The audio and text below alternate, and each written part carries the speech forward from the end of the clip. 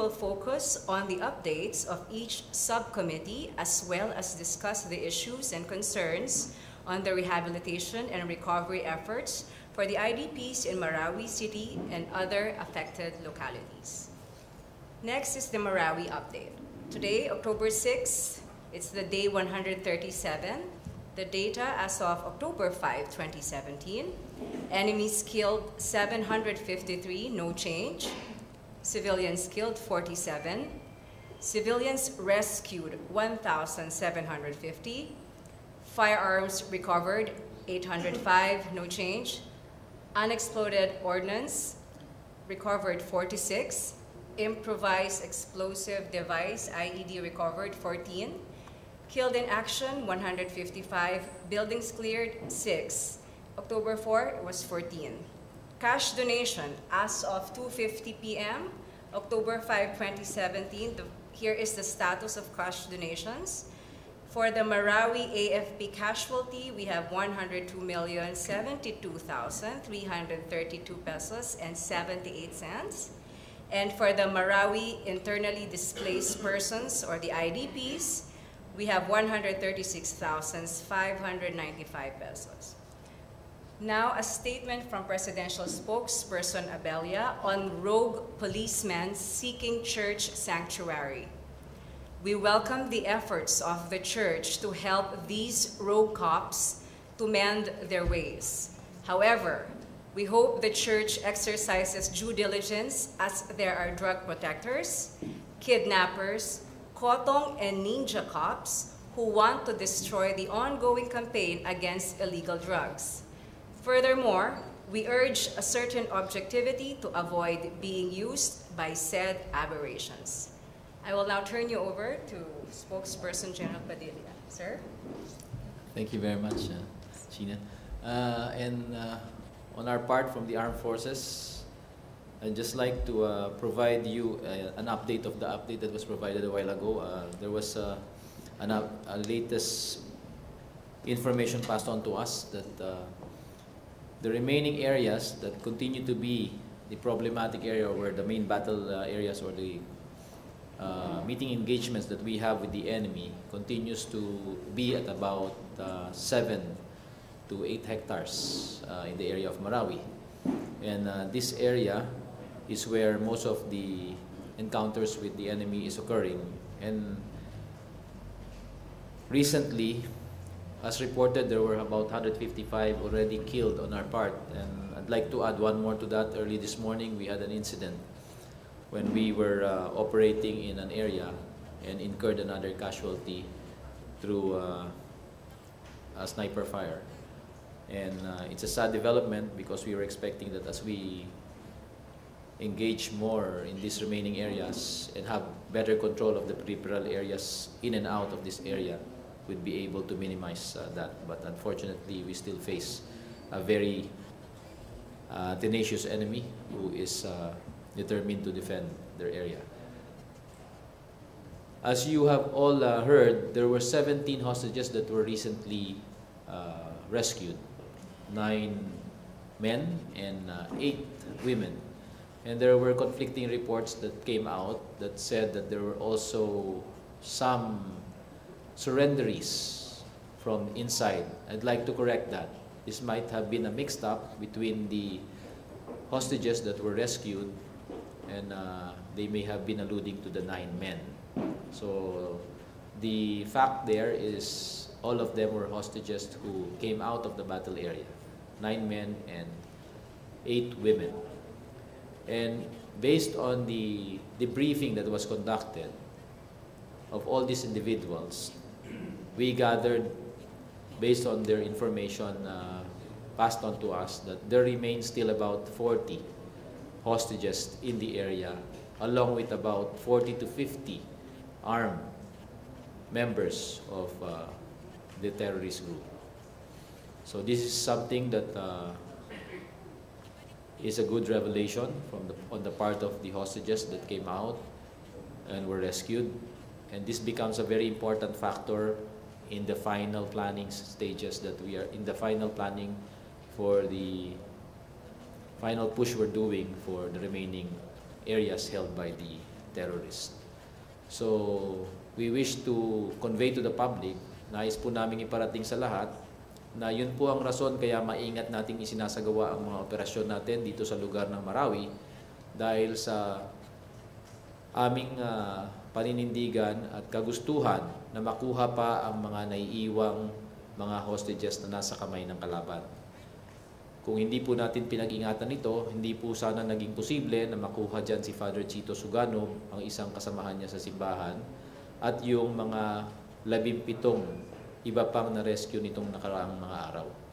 So ngayon po na nakuha na natin mismo sa mga nanggaling sa loob na may nananatili pang 4 na po na kinakailangan pang makuha, lubos po namin pinag-iingatan na magawa natin ito sa pinakamadaling panahon nang hindi nagbubuwis unnecessarily ng iba pang buhay ng ating sundalo at ganun din ang mga hostages na nandyan pa sa loob.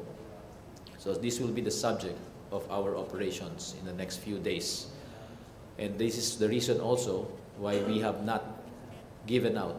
Ito po ang nagiging rason kaya hindi kami nagbabanggit ng takdang araw, takdang petsa o panahon kung kailan magtatapos ang ating bakbakan dyan sa loob ng Marawi. Pero sinisikap po natin gawin yan sa pinakamadaling panahon. Karagdagan dito, we have also been working closely with all agencies of government who have been tasked to set the stage for the recovery, rehabilitation, and reconstruction of Marawi. And our main focus this time is to complete the development and preparation of all the temporary living areas and quarters that have been started in the safe areas of Marawi. And this includes individual houses made of different materials that can be used as temporary shelters for our evacuees.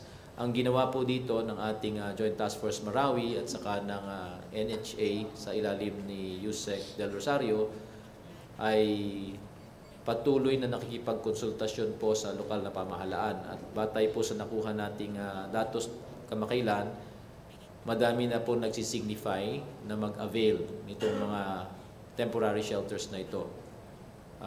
And we still need to build more based on this increasing number of evacuees who have signified to avail of that. So we pass on our thanks to the local government for that very cooperative effort, and we will work closely with them along with all the engineers that we have detailed under Joint Task Force Ranao. On another matter, the aspect of the implementation of martial law is still being carried out by all our units in the entirety of Mindanao, particularly in the Western Mindanao Command area, where we continue to watch closely developments in the areas of the 6th Infantry Division. Ito po yung lugar ng Maguindanao, Cotabato, area at Lanao, parts ng Lanao na kung saan patuloy nating namomonitor ang galaw ng mga grupo na nagpahiwatig ng kanilang pagsama dito sa grupong nasa Marawi. At ilo po ay mga elemento ng BIFF. So patuloy po nating babantayan yan at i-monitor nang sa ganon lubos nating makontrol ang galaw ng mga masamang elemento na to.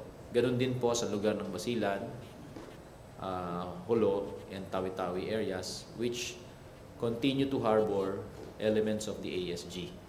And significantly in the past few days, there were also incidents of attempted abductions and a few I think one incident of successful abduction of locals, which we would like to prevent.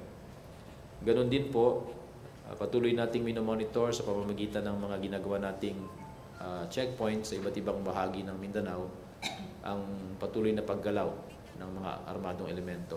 Kasama po dito, nais ko rin po ipabatid sa lahat ang matagumpay na ginawang pagkumpiska sa mga illegal firearms na nasa isang lugar dyan sa may lugar ng Lanao na pinasok po ng ating mga tropa at sa kooperasyon ng ating local government dyan, nakumbinsin nila itong mga pamilya at individual na naghahawak ng mga hindi po lisensyadong mga baril na isurrender ito. Kaya that was about 2 days ago, we got about more than 100 firearms. And this is a telling and significant development because sa martial law po, kinakailangan nating mapatupad na makuha lahat ng mga illegal and loose firearms na hawak ng mga pribadong citizens natin at ng iba pang mga armed groups. The more firearms we confiscate, the lesser firearms that are loosed around that may be used for illegal activities. Sa Eastern Mindanao Command Area naman po, yung pagpatupad po ng martial law dyan ay nakatuon ng pansin sa mga armadong grupo na patuloy na nangingikil at nanununog ng mga kagamitang ginagamit sa infrastruktura. And we will not let up. May I also make mention here that there are some groups that are saying they would be filing cases against the armed forces or the Philippine Army because of the offensives that were conducted in Marawi. Again, these groups that we have been watching closely have exhibited indications that since the very beginning of the Marawi crisis, they may have been partial to the terrorists or the rebels in the area. And we're conducting our thorough research on these people because it may be possible that they have been part or accessory to the rebellion. And if we do find out and find good evidence stating and proving this, we will initiate the necessary legal actions to make them answerable for their crimes. Again, the state has the right to defend itself, and the offensives carried out in Marawi were in pursuit of that because we would like to bring back the rule of law and law and order in the area.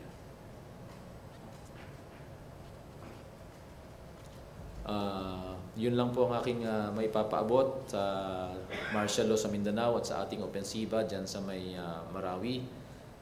At bago po ako magbigay ng daan sa katanungan nyo, pinapapaabot po lang po ng buong liderato ng Armed Forces, ganun din po ang buong hanay ng ating hukbong sandatahan, ang pasasalamat sa ating mahal na Pangulo sa mga anunsyo niya kahapon tungkol sa pagtaas ng sahod ng ating mga sundalo.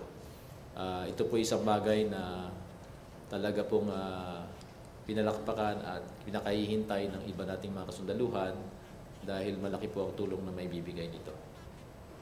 Yun lang po. At kung ito i-link natin sa mga usapang destabilisasyon, yung usapan na yan na naririnig natin, hindi ho manggagaling sa hanay ng armed forces yan. Because we know that the Commander-in-Chief, we have a Commander-in-Chief who has malasakit for every soldier and is doing his end of the bargain of taking care of every uniformed man who are doing their job. So this is all from our end, and with this, I'd like to give back the floor to you for any questions you may have. Okay, question on Bangon Marawi first. Bangon Marawi. No more? Tuesday. Joseph, pabot ng microphone please. Thank you.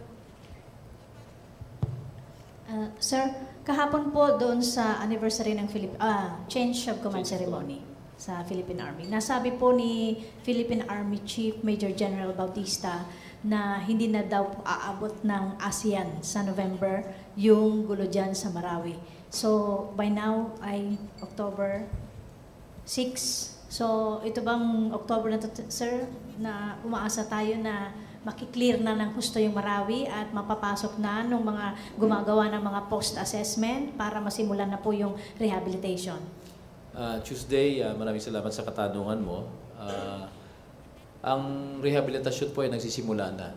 Actually, hindi na natin kailangan sabihin na kailan ito magsisimula dahil nagbabakbakan pa sa loob ng Marawi, nagsimula na ito sa pamamagitan ng consultation at ground preparation ng mga temporary areas na titirhan ng ating mga kababayan sa loob ng Marawi. Ngayon, yung anunsyo po ni General Bautista, ang bagong hepe ng Philippine Army, ay totoo. Ine-expect namin na hindi na po ito tatagal at aabot pa dun sa pagdaraos ng ating hosting ng ASEAN. And hindi lang po kami talaga nagbibigay ng eksaktong petsa o ng eksaktong araw kung kailan po natin masasabing ganap ng na tapos na ang bakbakan dyan sa Marawi. Dahil kung matapos man namin ito at makuha lahat ng armadong grupo at sa awa ng Diyos makuha lahat ng ating mga sinasabing naiiwan pang hostages dyan, patuloy pa rin po nating i-clear.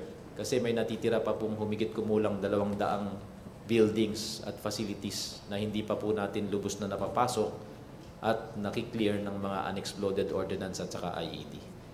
Yun po yung magiging challenge na may iwan pagka nagtigil putukan na po tayo. Ibig sabihin, sir, pwede na siyang i-declare, hopefully by this month, na okay na siya sa Marawi, pero hindi agad ipupull out yung ating mga military forces doon because of the continuing mapping up operations? When you say mapping up po, ibig sabihin may kalaban pa sa loob. So, clearing po ang ating gagawin para ganap nating may turn over sa local na pamahalaan at saka sa pulis yung lugar ng commercial business district na sigurado tayong walang sino man na pagpasok ay masasaktan dahil sa mga IED at iba pang mga patibong na maaaring maiwan. So, the declaration for the end of hostilities will come as soon as the last terrorist element or rebel in the area who is offering resistance has been dealt with. Until such time na nagawa natin yon, hindi pa po tayo magkakaroon ng deklarasyon. Pero tulad nga po na nabanggit niyo na nasabi ni General Bautista, ina-expect namin na hindi na yon ganun katagal mangyayari. Last na lang, sir, on my part. Nabanggit din niya po na hindi niya nakikita sa ngayon na ililift yung martial law dahil kailangan pa raw po yun sa rehabilitation part ng Marawi. So, do we expect na ma-extend po yung martial law? Kasi ang effectivity nito, if I am correct, sir, ay December 31 of this year. Tuesday, maaring ang ibig niya alam ko na ibig niya sabihin doon ay hindi ito ang martial law sa Mindanao ay hindi magtatapos sa pagtatapos ng bakbakan sa Marawi. Kasi meron pa tayo hanggang katapusan ng taon upang ganap na magawa ang ating kailangan gawin para ganap na masabi na itong mga pagtatangkang rebellion na ito ay hindi na mangyayari muli. After the last fire or the last shot has been fired in Marawi, we expect to clear other areas as well, which means to say that there are other threats in the island that we need to address. Because any threat coming from any part of Mindanao comprises or still affects the security of the whole island. Okay, thank you, sir. About Bangon, Ina Andolong. Other issue or Bangon? Related. Sir, can you be more specific about the actions that may be taken against the groups Certain you mentioned elements. earlier who are considering filing cases daw po against the AFP? I mean, if you prove that they do have something to do with the siege. Yes. The reason I mentioned that is because of statements that have been recently said and threats to file cases against the armed forces. And we would just like to inform the public that these groups have been from the very beginning observed as being partial to the side of the rebels. And this is indicative of deeper and much more thorough information that we are now looking for that may, in all probability, link these groups to the destabilization occurring in the area. I mean, will they be arrested right away once you gather enough When sufficient evidence has been gathered and there will be no doubt left that they have been part of it, of course, there will be warrants of arrest issued and there will be arrest made.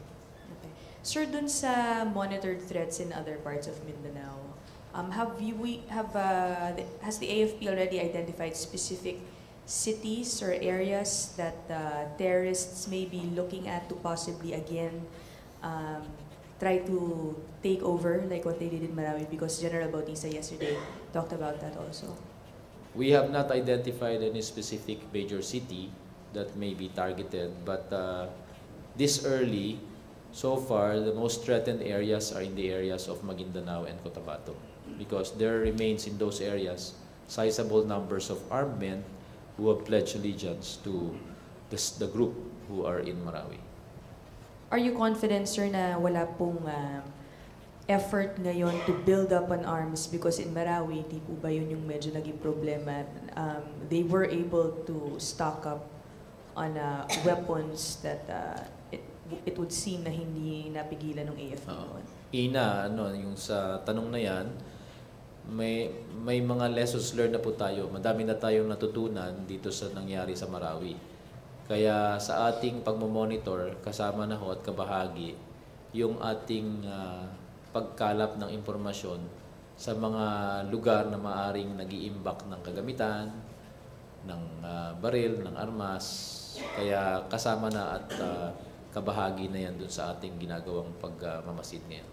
So, in order to prevent any incident similar to the Marawi incident, the critical information that we are closely looking for and continuously seeking are those related to the question you mentioned. Thank you, Inian. Roscos? Hi sir, good morning po.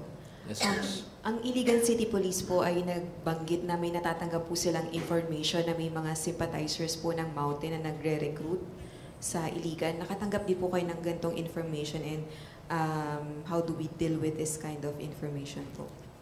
Sa panig namin sa headquarters, hindi pa nakakarating sa amin yan. Pero noon pa man, meron ng mga lumabas na mga impormasyon na nagsasabi na patuloy pa rin yung kanilang recruitment. Kaya nga po, itong pagkakaroon ng martial law ay nagiging mainam dahil nagagawa natin na kunin yung mga tao o arestuhin ang mga tao na maaring pinaghihinalaan nating may ginagawang hindi ka nais-nais, and then detaining them and questioning them. So this has happened in several instances, but if we don't find grounds to continue detaining them and could not file any case against them for lack of evidence, they are released. But the monitoring goes on. Okay, thank you. Question on Bangon Marawi, other issue. No more sa Bangon Marawi, Ross Novenario. Ay, good morning, sir. Sir, balikan ko lang po yung groups na posibleng involved dun sa destabilization dun sa area. Sir, are they human rights groups? I cannot be specific at this time because the investigation is still ongoing, and the collection of information pertaining to these groups is also ongoing. So, mas mabuti po na hindi mo na ibanggit. Yung pong martial law sa Mindanao, sabi po kasi dati ni Presidente nitong past few days, after daw po ng Marawi crisis, pagtutuunan ng pansin yung NPA. So, yung po bang grupong binabanggit nyo na involved dun sa distab sa Marawi, posibleng may kaugnayan din po rito sa mga rebelding NPA po? Kung sakaling lalabas na gano'n at may kaugnayan sila, magiging tama ka. Pero tulad na nabanggit ko, hindi pa kasi ganap na natatapos itong sasaliksik namin sa nagiging ugnayan itong mga nasabi nating possible groups na tumutulong dyan.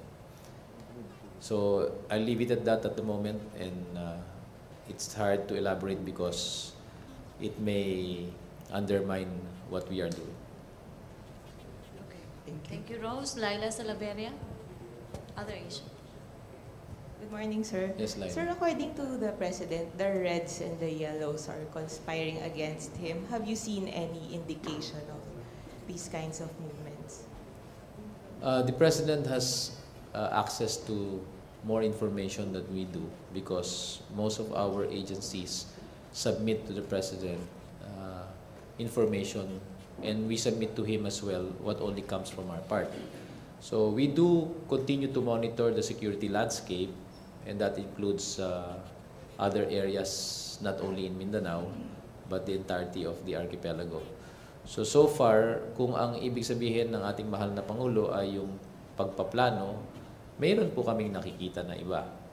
At hindi lang naman po yung oposisyon ng ano dito, kaya ang binabantayan po talaga ng armed forces ay yung mga armadong grupo. Yung sa side ng politics, may iba pong nagmo-monitor at sa amin pong side hindi po namin nakukuha ito kadalasan. Sir, so yung nabanggit niyo pong pagpaplano, who are you referring to? Just the Reds? Or Yes, most of them are Reds and the armed elements in Mindanao. as to the involvement of the Yellows, wala pa po? There may be, but I am not privy to this information yet. Okay, thank you. Was follow-up, Joseph Moro. How can you say maybe na involved yung Yellows?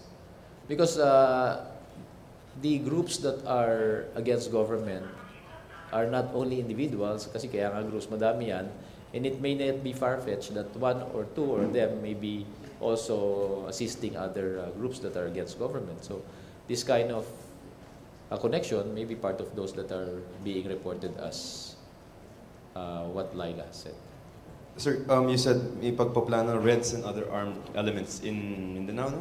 Tama ba? Ang NPA po ay patuloy naming minomonitor kasi kadalasan ang kanila pong ginagawa na activities sa kanayunan at lalo na dyan sa Mindanao ay laging nakalink sa kanilang extortion activities.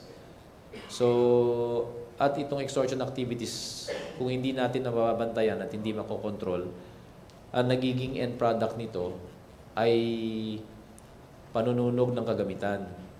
Primarily, the burning of construction equipment and farm implements that actually affect the livelihood of marginal members of the marginal farmers or marginal members of a agricultural group. So if that happens, the most affected are the poor, which we do not want to happen. That's why we take pains to work closely with big companies who are in agriculture. We take pains to work with construction companies to secure them if they have any threats. Pagka nakakasunog po ng mga traktora o mga bagay na ginagamit sa construction ng mga daan, napapabagal yung pag-access natin sa mga interior areas dahil sa mga roads na ito ay farm-to-market roads karamihan.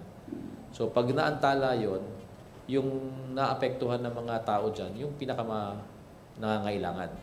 So hindi natin gusto mangyari yan. We want that all these projects will be finished so that those who need it most will benefit from it. Yeah, those actions, they've been doing that for the last 60 years, sir. But with the end goal of ousting the president, would you say that that is the goal, that monitor nyo na action na sinasabi nyo na may pagpaplano, the objective is to oust the president?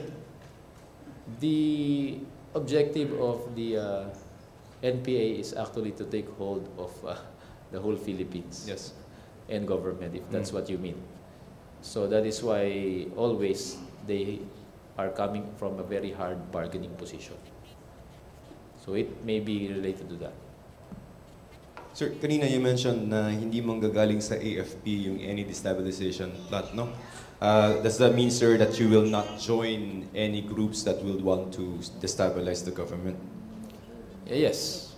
The armed forces, as you have seen in this past few years and recent months, has exhibited its very constitutionally based activities or actions. Mapagkakatiwalaan niyo po ang inyong armed forces na gagawin natin ang nararapat lamang. At ito yung nakalagay na mandato na dapat naming gampanan sa ating constitution. Okay, sir. Thank you po. Okay, last question. Lanesca then Rose. Morning po. Anybody could answer. May I be clarified lang po because of the statement on the church leaders providing assistance or refuge to rogue cops.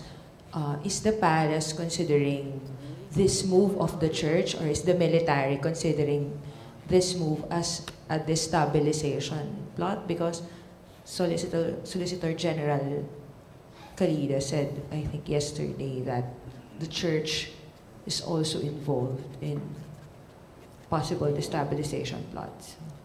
Well, as far as government is concerned regarding this pronouncement or the statement that was read a while ago, we take it that we would like to forward the church to just be discerning.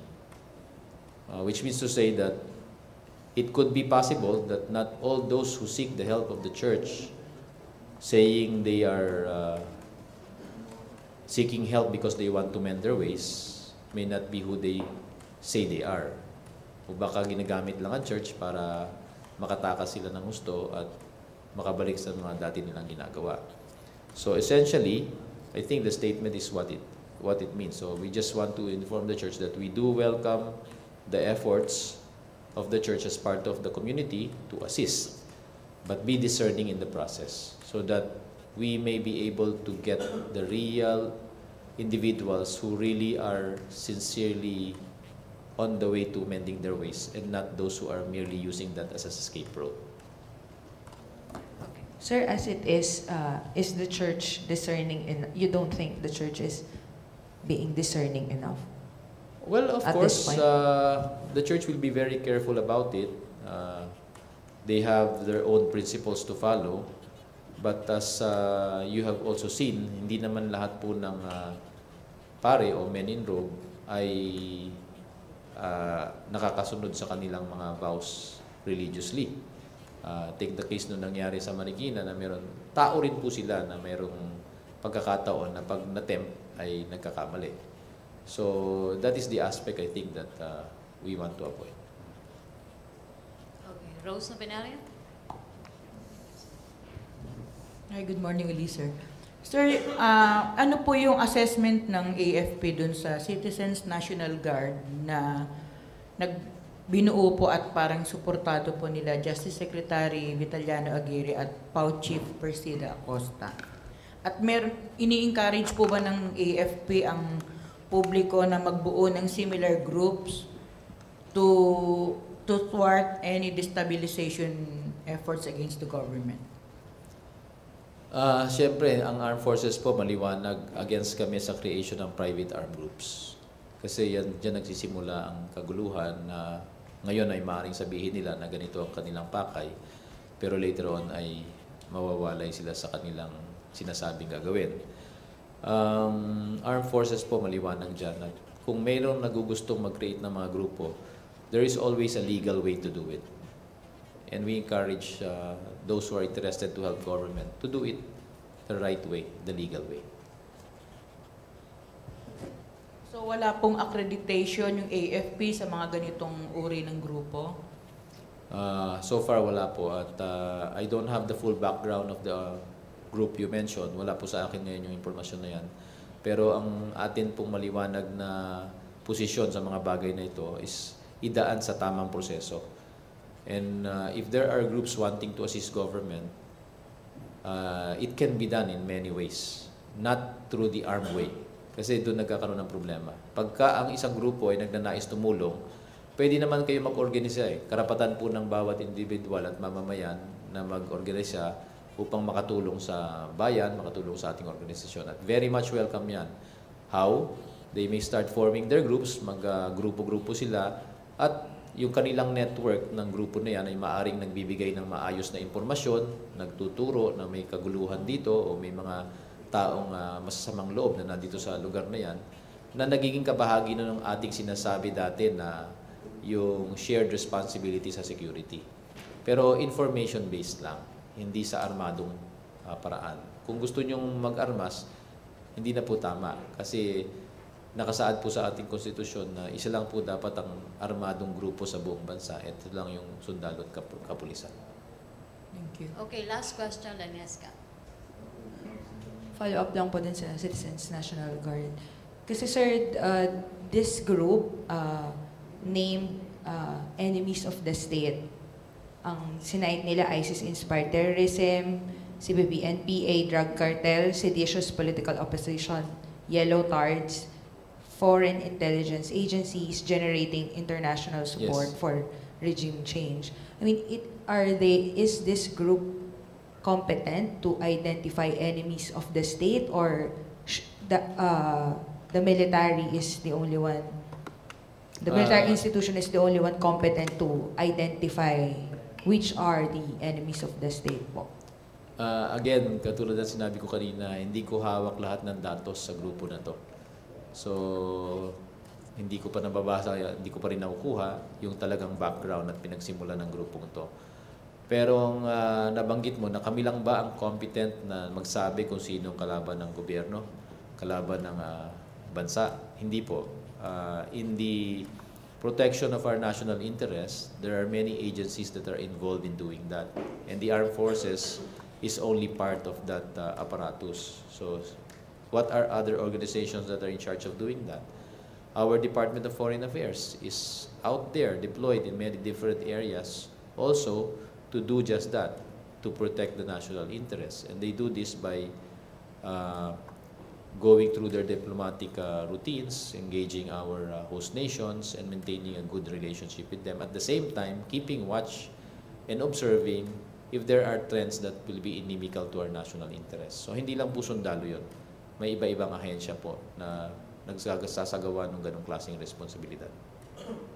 Okay, thank you. Thank you, Major Thank you, sir. General Yeah, thank you. Restituto Padilla. Thank you, Assistant Spokesperson China Oxon. Thank you, Malacanang Press Corps. Back to our main studio sa Radyo Pilipinas and People's Television.